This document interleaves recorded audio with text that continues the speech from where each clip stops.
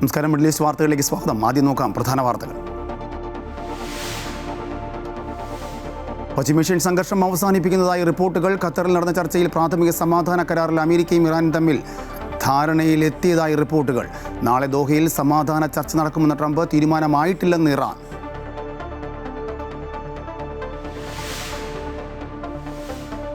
ഊരാളുങ്കലിലും U turn അടിച്ച് UDF സർക്കാർ.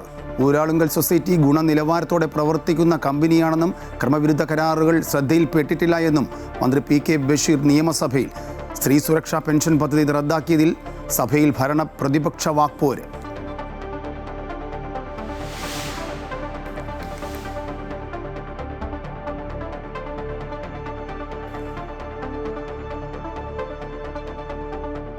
Sabarimala സ്വർണ്ണക്കൊള്ളക്കേസിൽ Devaswom board മുൻ പ്രസിഡന്റ് PS പ്രശാന്ത് പ്രതി.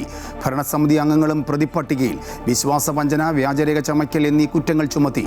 SIT സമർപ്പിച്ച കുറ്റപത്രത്തിൽ തന്ത്രി കണ്ഠര് രാജീവരും ഉണ്ണികൃഷ്ണൻ പോറ്റിയും പങ്കജ് ഭണ്ഡാരിയും പ്രതികൾ. 2019 മുതൽ ക്രിമിനൽ ഗൂഢാലോചന നടന്നെന്ന SIT, രാഷ്ട്രീയ ഗൂഢാലോചനയെന്ന് PS പ്രശാന്ത്.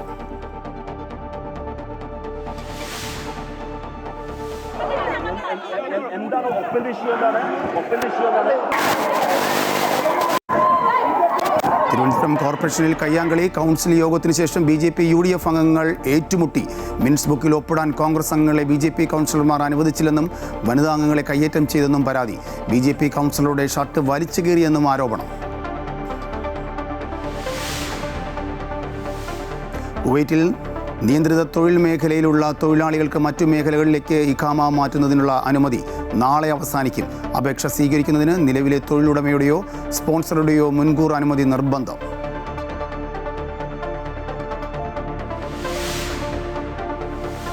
ലോകകപ്പിൽ നിന്ന് സൗദി ടീം പുറത്തായതിൽ Saudi football federation president Yasir Al Mishal രാജി പ്രഖ്യാപിച്ചു. ടീം പരാജയപ്പെട്ടതിൻ്റെ പൂർണ്ണ ഉത്തരവാദിത്വം ഏറ്റെടുക്കുന്നതായി അൽ മിസ്ഹൽ. എല്ലാവരോടും ക്ഷമ ചോദിക്കുന്നുവെന്നും ട്വീറ്റ്.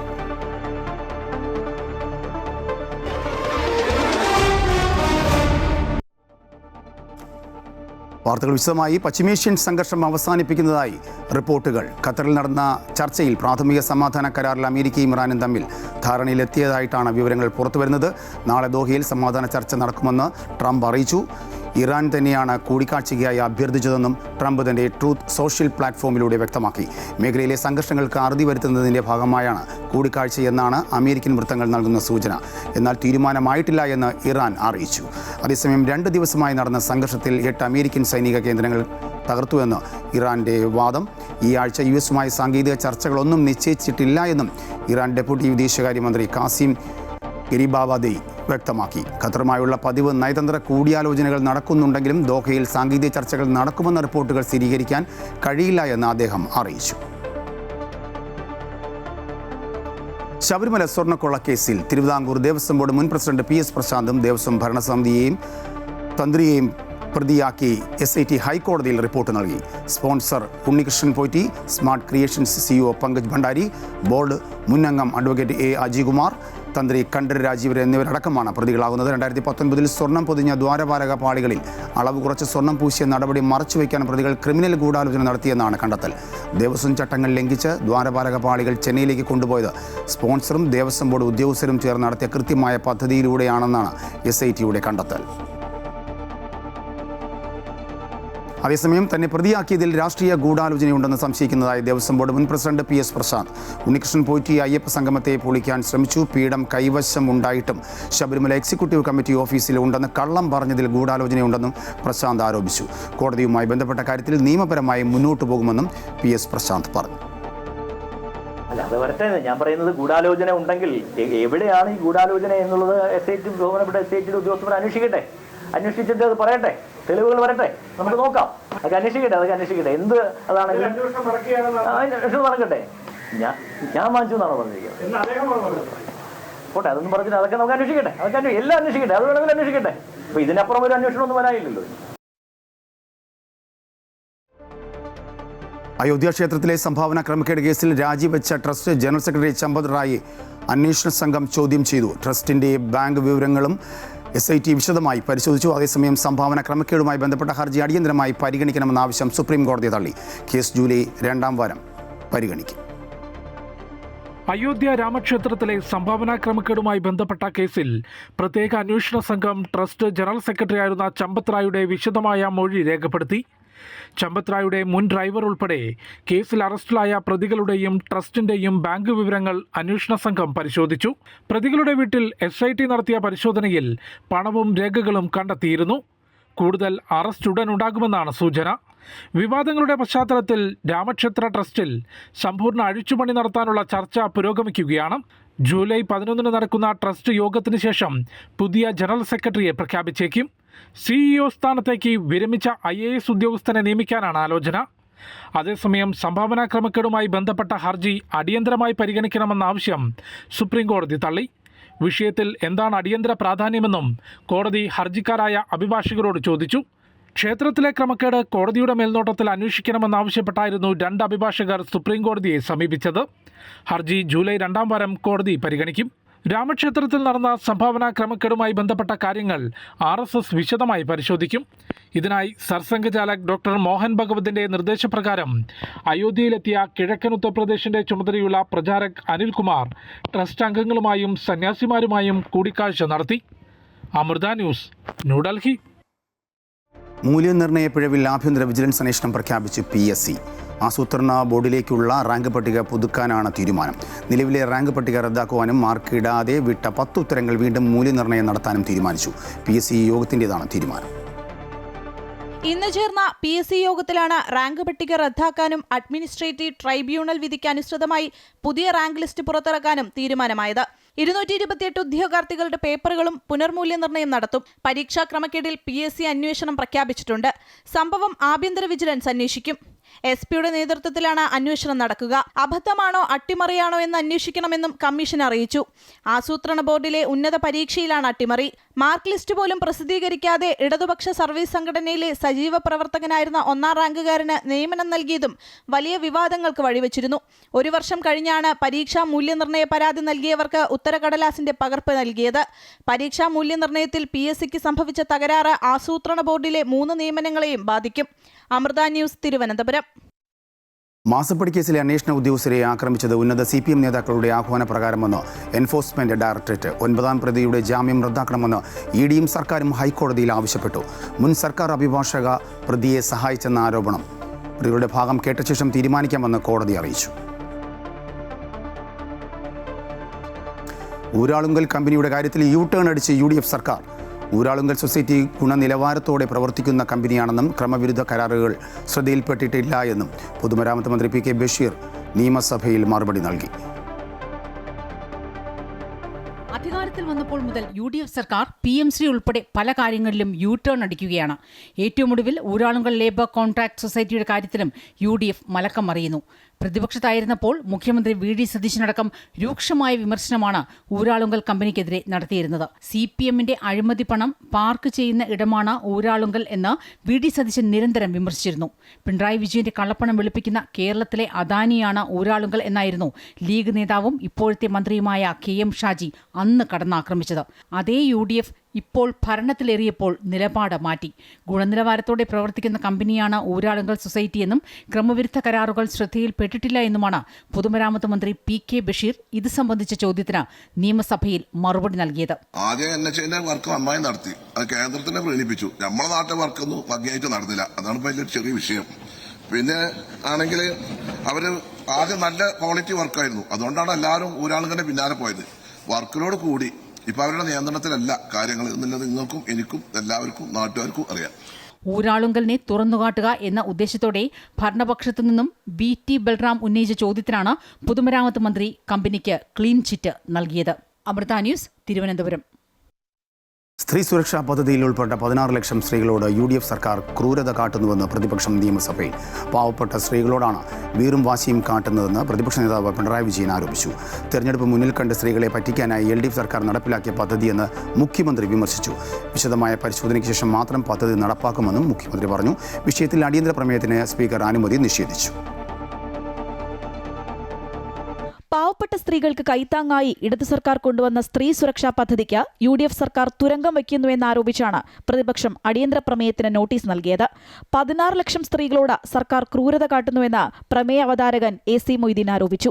അതാത് പഞ്ചായത്തുകൾ കൃത്യമായ മാനദണ്ഡം പാലിച്ചാണ് ഗുണഭോക്താക്കളെ തെരഞ്ഞെടുത്തതെന്നും യാതൊരു കാരണവുമില്ലാതെ ഇപ്പോൾ പെൻഷൻ തടഞ്ഞുവച്ചിരിക്കുകയാണെന്നും AC മൊയ്തീൻ ആരോപിച്ചു. പരിശോധിക്കുന്നതിന് അദ്ദേഹത്തിന് അസാമാന്യമായ വേഗതയുള്ള ഒരാളല്ലേ സാർ? ധവളപത്രം പുറപ്പെടുവിച്ചോ ഇത് പരിശോധിച്ചിട്ടുണ്ടാവുമല്ലോ. ഇതിൽ അന്യായം നടന്നിട്ടുണ്ടോ, മറ്റു കാര്യങ്ങൾ നടന്നിട്ടുണ്ടോ എന്ന് പരിശോധിക്കാനുള്ള അവകാശമുണ്ടല്ലോ. അതിവേഗത്തിൽ ചില കാര്യങ്ങളിൽ തീരുമാനമെടുക്കുന്ന ബഹുമാനപ്പെട്ട മുഖ്യമന്ത്രിക്കും ഈ ഗവൺമെന്റിനും ഈ കാര്യത്തിൽ പാവപ്പെട്ടവരുടെ കാര്യത്തിൽ മാത്രം എന്താണ് സാർ താമസം? തിരഞ്ഞെടുപ്പ് മുന്നിൽ കണ്ട പാവപ്പെട്ട സ്ത്രീകളെ പറ്റിക്കാനായി LDF സർക്കാർ കൊണ്ടുവന്ന പദ്ധതിയാണ് സ്ത്രീ സുരക്ഷയെന്ന് മുഖ്യമന്ത്രി ആരോപിച്ചു. യാതൊരു തയ്യാറെടുപ്പുമില്ലാതെ നടപ്പാക്കിയ പദ്ധതിയാണെന്നും വിശദമായ പരിശോധനയ്ക്ക് ശേഷം മാത്രമേ UDF സർക്കാർ നടപ്പാക്കുകയുള്ളൂ എന്നും മുഖ്യമന്ത്രി സഭയിൽ പറഞ്ഞു. 120 മാസം ഭരിച്ചിട്ട് സ്ത്രീകളോട് സ്നേഹം വന്നത് അവസാന സമയത്ത് ആ ഇലക്ഷൻ വരുമ്പോൾ അതെന്താ കാര്യം? ലോക്കൽ ബോഡി ഇലക്ഷനിൽ നല്ല കനത്ത തിരിച്ചടി കിട്ടി. അത് കഴിഞ്ഞപ്പോഴാണ് ഇത് കൊടുക്കാൻ തീരുമാനിച്ചത്. മനസ്സിലായല്ലോ?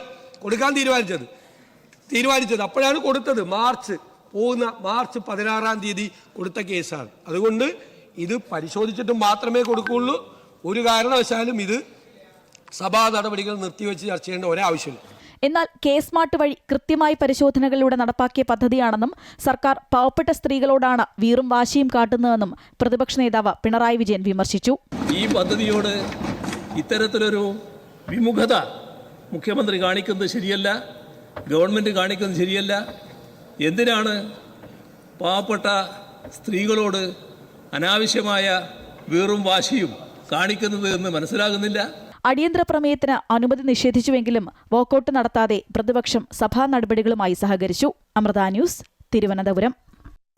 വിവാദങ്ങൾക്കിടയിൽ തിരുവനന്തപുരം കോർപ്പറേഷനിൽ BJP UDF അംഗങ്ങൾ തമ്മിൽ കയ്യാങ്കളി. UDF അംഗങ്ങളുടെ പ്രതിഷേധത്തിനിടയിൽ അജണ്ടകൾ പാസാക്കിയാണ് കൗൺസിൽ യോഗം പിരിഞ്ഞത്. ഇതിന് പിന്നാലെയാണ് കയ്യാങ്കളിയിലേക്ക് നീങ്ങിയത്. മിനിറ്റ്സ് ബുക്കിൽ ഒപ്പിടാൻ കോൺഗ്രസ് അംഗങ്ങളെ BJP കൗൺസിലർമാർ അനുവദിച്ചില്ല എന്നും വനിതാ അംഗങ്ങളെ കയ്യേറ്റം ചെയ്തെന്നും പരാതി ഉയർന്നു. BJP കൗൺസിലറുടെ ഷർട്ട് വലിച്ചു കീറിയെന്നും ആരോപണമുണ്ട്.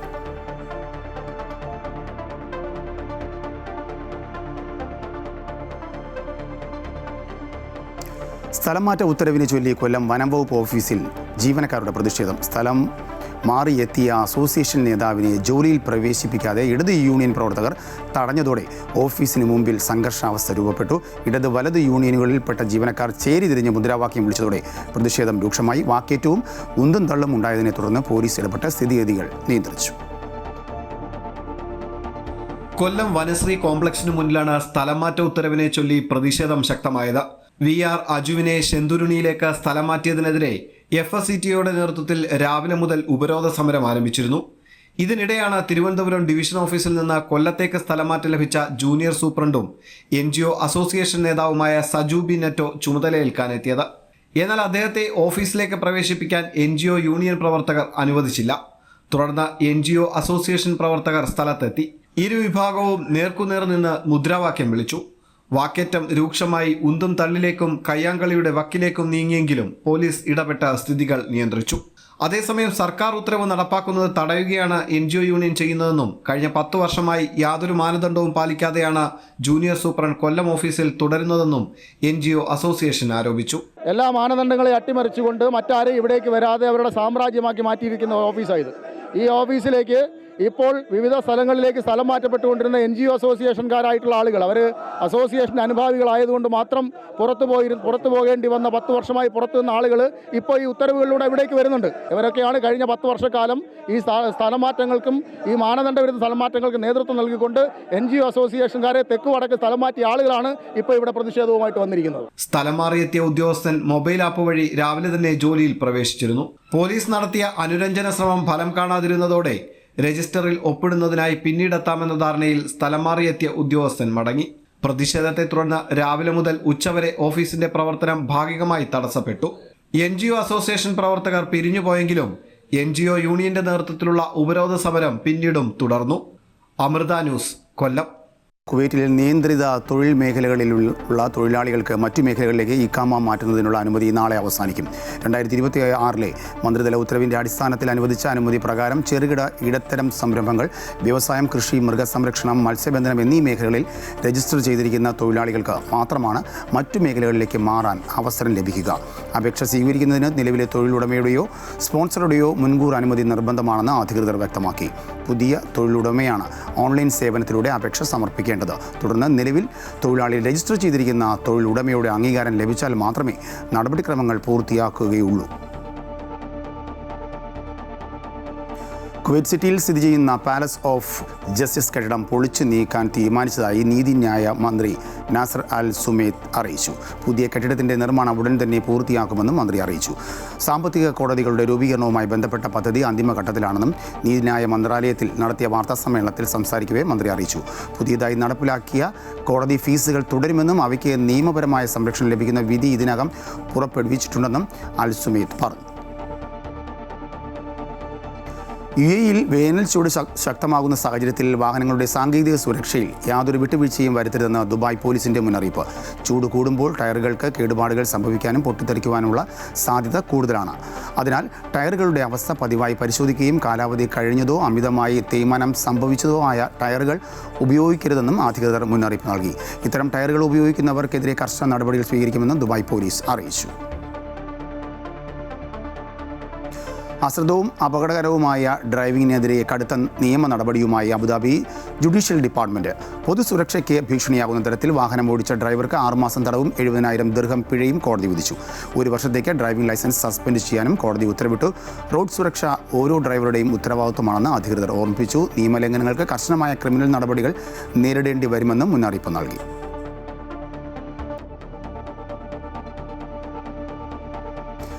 ലഹരിക്കെതിരായ പോരാട്ടത്തിൽ കുടുംബമാണ് ഏറ്റവും വലിയ ശക്തി എന്ന ഓർമ്മപ്പെടുത്തലുമായി ദുബായ് പോലീസ്. മയക്കുമരുന്ന് ഉപയോഗം തടയുന്നതിന് ഔദ്യോഗിക സംവിധാനങ്ങൾക്കൊപ്പം കുടുംബങ്ങളുടെ കനത്ത ജാഗ്രതയും അനിവാര്യമാണെന്ന് അധികൃതർ വ്യക്തമാക്കി. കുട്ടികളുടെ പെരുമാറ്റത്തിലും സുഹൃത്ത് വലയത്തിലും മാതാപിതാക്കൾ പ്രത്യേക ശ്രദ്ധ പുലർത്തണമെന്നും മുന്നറിയിപ്പ് നൽകുന്നു. പൊതുജനങ്ങൾക്കായി ദുബായ് പോലീസ് ഒരുക്കുന്ന ബോധവൽക്കരണ പ്രദർശനങ്ങളിൽ വലിയ ജനപങ്കാളിത്തമാണ് ദൃശ്യമാകുന്നത്. സൗദി അറേബ്യയിലെ മാനവശേഷി സാമൂഹ്യ വികസന മന്ത്രാലയത്തിന് കീഴിലുള്ള ക്യുവ പ്ലാറ്റ്ഫോം വഴി വർക്ക് പെർമിറ്റ് കാലാവധി കഴിഞ്ഞ തൊഴിലാളികളുടെ സ്റ്റാറ്റസ് നിയമാനുസൃതമാക്കാൻ അനുവദിച്ച സമയപരിധി അവസാനിക്കാൻ ഇനി 2 ദിവസം മാത്രം ബാക്കി. തൊഴിൽ ഉടമയ്ക്ക് തൊഴിലാളികളുടെ വർക്ക് പെർമിറ്റുകൾ പുതുക്കുന്നതിനോ അതല്ല എങ്കിൽ സ്പോൺസർഷിപ്പ് മാറ്റുന്നതിനോ ഉള്ള അവസാന തീയതി ജൂൺ 30 ചൊവ്വാഴ്ചയാണ്. ജൂലൈ 1 മുതൽ വർക്ക് പെർമിറ്റ് കാലാവധി കഴിഞ്ഞ് 3 മാസത്തിലധികമായ തൊഴിലാളികളെ തൊഴിലുടമയുടെ റെക്കോർഡുകളിൽ നിന്ന് നീക്കം ചെയ്യുന്നതിനുള്ള ഔദ്യോഗിക നടപടികൾ പ്ലാറ്റ്ഫോം ആരംഭിക്കും. സിറിയൻ ഭൂപ്രദേശങ്ങളിലേക്ക് ഇസ്രായേൽ അധിനിവേശ സേന നടത്തിയ കടന്നുകയറ്റത്തെ സൗദി അറേബ്യ ശക്തമായി അപലപിച്ചു. സിറിയയിലെ ദറ ഉൾപ്പെടെയുള്ള പ്രവശ്യകളെ ലക്ഷ്യമിട്ട് ഇസ്രായേൽ നടത്തിയ പീരങ്കി ആക്രമണങ്ങൾ അന്താരാഷ്ട്ര നിയമങ്ങളുടെ ലംഘനമാണെന്ന് സൗദി വിദേശകാര്യ മന്ത്രാലയം വാർത്താക്കുറിപ്പിൽ വ്യക്തമാക്കി. മേഖലയിൽ ഇസ്രായേൽ സേന തുടരുന്ന ക്രൂരതകളും സാധാരണ ജനങ്ങൾക്കിടയിൽ ഭീതി പടർത്തുന്ന നടപടികളും യാതൊരു കാരണവശാലും അംഗീകരിക്കാനാകില്ല എന്ന് മന്ത്രാലയം പ്രസ്താവനയിൽ ചൂണ്ടിക്കാട്ടി. UAE-യിലെ മുതിർന്ന പൗരന്മാർക്കായി സാംസ്കാരിക വിനോദസഞ്ചാര യാത്രകൾ ഒരുക്കി Emirates Council for Balanced Development Council. മുതിർന്ന പൗരന്മാരുടെ സാമൂഹിക പങ്കാളിത്തം വർദ്ധിപ്പിക്കുകയും അവരുടെ ജീവിത നിലവാരം ഉയർത്തുകയും ചെയ്യുക എന്ന ലക്ഷ്യത്തോടെയാണ് പുതിയ പദ്ധതിക്ക് തുടക്കമിട്ടിരിക്കുന്നത്. ഫുജറായിലെ ഹിദ്ഫയിൽ നിന്നുള്ള മുതിർന്ന വനിതാ പൗരന്മാരാണ് ഈ സാംസ്കാരിക വിനോദയാത്രയിലെ ആദ്യ യാത്രികർ. ഫുജിയറാജ് സ്റ്റേഷനിൽ നിന്നും അത്യാധുനിക സൗകര്യങ്ങളോടെയുള്ള എത്തിഹാദ് റെയിലായിരുന്നു ഇവരുടെ യാത്ര. അബുദാബിയിലെ സയ്യിദ് നാഷണൽ മ്യൂസിയം, ടിയാസ് ദ്വീപിലെ സീ വേൾഡ് എന്നിവിടങ്ങളിലും സന്ദർശനം നടത്തി.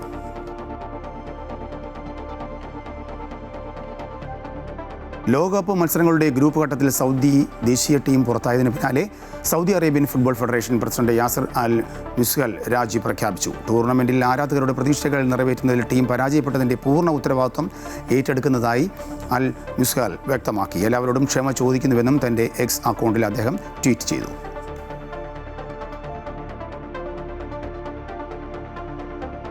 സംസ്ഥാനത്ത് അടുത്ത 5 ദിവസം വ്യാപകമായ മഴയ്ക്ക് സാധ്യതയുണ്ടെന്ന് കേന്ദ്ര കാലാവസ്ഥാ വകുപ്പ്. 3 വടക്കൻ ജില്ലകളിൽ ഓറഞ്ച് അലർട്ട് പ്രഖ്യാപിച്ചു.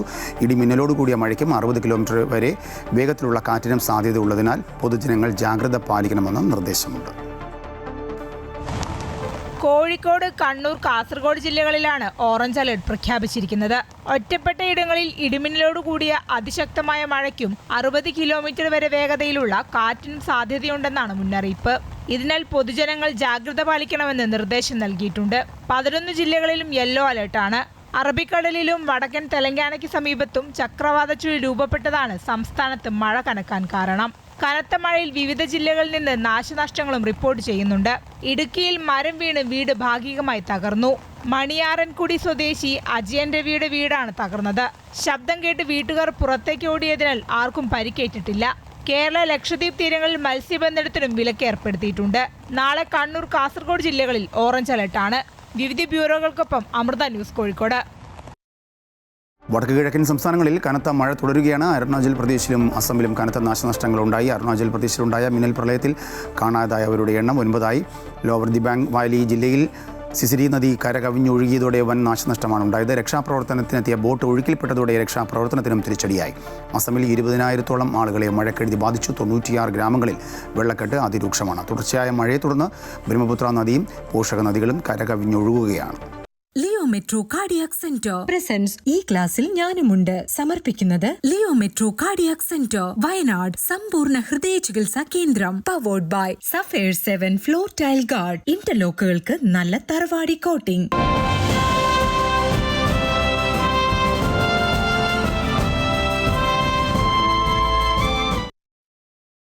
ഭാവിയിലെ പ്രതിഭകൾക്ക് പഠനോപകരണങ്ങൾ വിതരണം ചെയ്യുന്ന അമൃത ടിവിയുടെ ഈ ക്ലാസ്സിൽ ഞാനുമുണ്ട് പദ്ധതി വയനാട് ജില്ലയിൽ നടന്നു.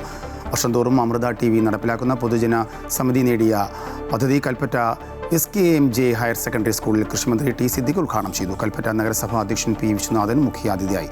മാതാ അമൃതാനന്ദമയി മഠം മാനന്തവാടി മഠാധിപതി ബ്രഹ്മചാരിണി ദീക്ഷിത അമൃത ചൈതന്യ അനുഗ്രഹ പ്രഭാഷണം നടത്തി. അമൃത ടിവി സംഘടിപ്പിച്ച ഈ ക്ലാസ്സിൽ ഞാനുമുണ്ട് കരുതലിന്റെ അമൃതസ്പർശം എന്ന പദ്ധതി ഭാവി തലമുറയെ വാർത്തെടുക്കുക എന്ന ലക്ഷ്യത്തോടെയാണ് നടപ്പിലാക്കുന്നത്. കൽപ്പറ്റ SKMJ ഹയർ സെക്കൻഡറി സ്കൂളിൽ നടന്ന പഠനോപകരണങ്ങളുടെ വിതരണം കൃഷിമന്ത്രി ടി സിദ്ദിഖ് ഉദ്ഘാടനം ചെയ്തു. അമൃത ടിവിയുടെ ഉദ്യമത്തെ അദ്ദേഹം അഭിനന്ദിച്ചു. മൂല്യാധിഷ്ഠിത പത്രപ്രവർത്തനത്തിന് നേതൃത്വം കൊടുക്കുന്ന ഒരു ചാനലാണ്. വളരെ വിപുലമായ ഒരു കർമ്മ പദ്ധതി ആവിഷ്കരിച്ചുകൊണ്ടാണ് അമൃത ടിവി അതിന്റെ പ്രവർത്തനങ്ങളുമായി മുന്നോട്ട് പോകുന്നത്.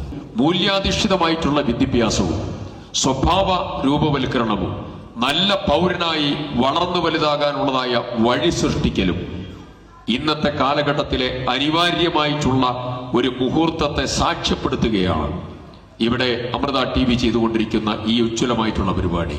വിദ്യാർത്ഥികൾക്ക് ഫലവൃക്ഷ തൈകളും വിതരണം ചെയ്തു.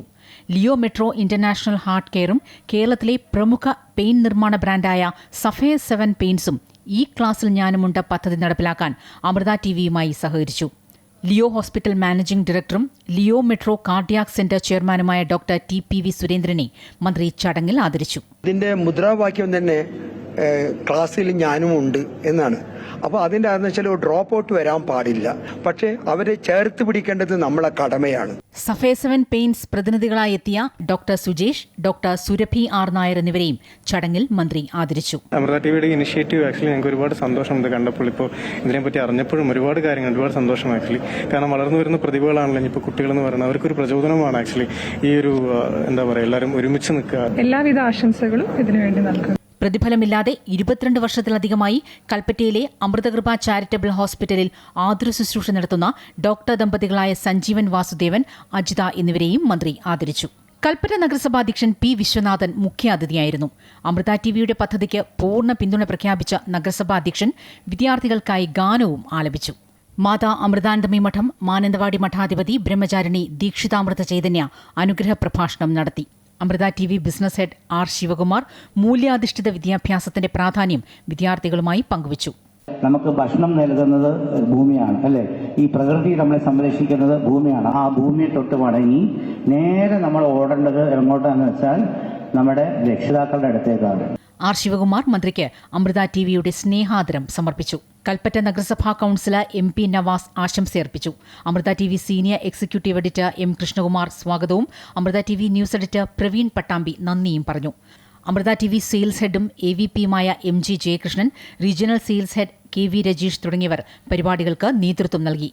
വയനാട് ജില്ലയിൽ മാത്രം 120ഓളം പ്രതിഭകൾക്കാണ് പഠനോപകരണങ്ങൾ വിതരണം ചെയ്തത്. ജില്ലാ പോലീസ് മേധാവി, ജില്ലാ കളക്ടർ തുടങ്ങി സമൂഹത്തിന്റെ വിവിധ മേഖലകളിൽ നിന്നുള്ളവരുമായി സഹകരിച്ചാണ് പദ്ധതി നടപ്പിലാക്കിയത്. പരിപാടിയോടനുബന്ധിച്ച് നടന്ന സൂപ്പർ സ്റ്റാർ ജൂനിയർ താരം മെൽബിന്റെ സംഗീത വിരുന്നും കുട്ടികൾക്ക് വേറിട്ട അനുഭവമായി. അമൃത ന്യൂസ്, വയനാട്.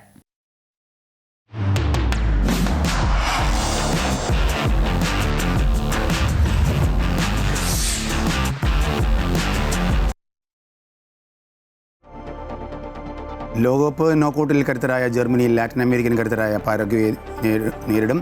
പുലർച്ചെ 2 മണിക്കാണ് മത്സരം. കഴിഞ്ഞ ലോകകപ്പുകളിലെ തുടർച്ചയായ ഗ്രൂപ്പ് ഘട്ട പുറത്താകലുകൾക്ക് ശേഷം ഇത്തവണ ജർമ്മനി പഴയ പ്രതാപം വീണ്ടെടുക്കുമെന്ന പ്രതീക്ഷയിലാണ് ആരാധകർ. ഗ്രൂപ്പ് ഇയിൽ ആദ്യ 2 മത്സരങ്ങളും എളുപ്പത്തിൽ ജയിച്ച ജർമ്മനി അവസാന മത്സരത്തിൽ ഇക്വഡോറിനോട് തോറ്റെങ്കിലും ആത്മവിശ്വാസത്തിൽ തന്നെയാണ്. ജർമ്മനിയെ 2-1 ഇക്വഡോർ തോൽപ്പിച്ചത്. ജർമ്മനി കുറസോവയ്ക്കെതിരെ 7-1 തകർപ്പൻ ജയവും ഐവറി കോസ്റ്റിനെതിരെ 2-1 വിജയവും നേടിയിരുന്നു.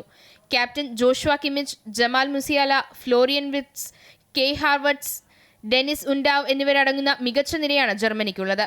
മാനുവൽ ന്യൂയറുടെ ഗോൾ കീപ്പിംഗ് കരുത്തും ടീമിന് വലിയ മുതൽക്കൂട്ടാണ്. അതേസമയം പ്രതിരോധത്തിലെ പാളിച്ചകൾക്ക് ജർമ്മനി വലിയ വില നൽകേണ്ടി വരും. കഴിഞ്ഞ ലോകകപ്പുകളിലെ തുടർച്ചയായ ഗ്രൂപ്പ് ഘട്ട പുറത്താകലുകൾക്ക് ശേഷം ജർമ്മനി ടീം ഇത്തവണ പഴയ പ്രതാപം വീണ്ടെടുക്കുമെന്ന പ്രതീക്ഷയിലാണ് ആരാധകർ. 4-2, 3-1 എന്ന ആക്രമണത്തിന് മുൻഗണന നൽകുന്ന പരമ്പരാഗത ശൈലി പുറത്തെടുക്കാനാണ് ജർമ്മൻ സാധ്യത. അതേസമയം US, തുർക്കി എന്നീ ടീമുകളെ മറികടന്ന് കഷ്ടിച്ച് നോക്കൌട്ടിലെത്തിയ പരാഗ്വേക്ക് ജർമ്മനിയുടെ വമ്പൻ നിരയെ തടഞ്ഞു നിർത്തുക പ്രയാസമായിരിക്കും. ഗ്രൂപ്പ് ഡിയിൽ 3-ാം സ്ഥാനക്കാരായ ടീമായാണ് പരാഗ്വേ നോക്കൌട്ടിലെത്തിയത്. ശക്തമായ പ്രതിരോധമാണ് പരാഗ്വേയുടേത്. അവസാന ഗ്രൂപ്പ് മത്സരത്തിൽ ഓസ്ട്രേലിയയെ ഗോൾരഹിത സമനിലയിൽ തളച്ചാണ് പരാഗ്വേ നോക്കൌട്ടിലെത്തിയത്. ഉറച്ച പ്രതിരോധമാണ് പ്രധാന ആയുധം. 4-4-2 എന്ന ശൈലിയിൽ പ്രതിരോധം ശക്തമാക്കി കൗണ്ടർ അറ്റാക്കിംഗ് അനുയോജ്യമാക്കാനാണ് പരാഗ്വേയുടെ സാധ്യത. 2010 ദക്ഷിണാഫ്രിക്കയിൽ നടന്ന ലോകകപ്പിലാണ് ഇവർ തങ്ങളുടെ എക്കാലത്തെയും മികച്ച പ്രകടനം കാഴ്ചവെച്ചത്. അന്ന് ക്വാർട്ടർ ഫൈനൽ വരെ പരാഗ്വേക്ക് എത്താൻ കഴിഞ്ഞിരുന്നു. പരാഗ്വേയിൽ നിന്ന് ഏത് നിമിഷവും അട്ടിമറി പ്രതീക്ഷിക്കാമെന്നാണ് നിരീക്ഷകരുടെ വിലയിരുത്തൽ. കാരണം അവസാന 2 മത്സരങ്ങളിലും അവർ ഗോൾ വഴങ്ങിയിട്ടില്ല. Sports desk, Amrita news. ഇതോടുകൂടി വാർത്താ ബുള്ളറ്റിൻ പൂർണ്ണമാകുന്നു. കൂടുതൽ വാർത്തയ്ക്കായി അമൃത ന്യൂസ് യൂട്യൂബ് കാണും.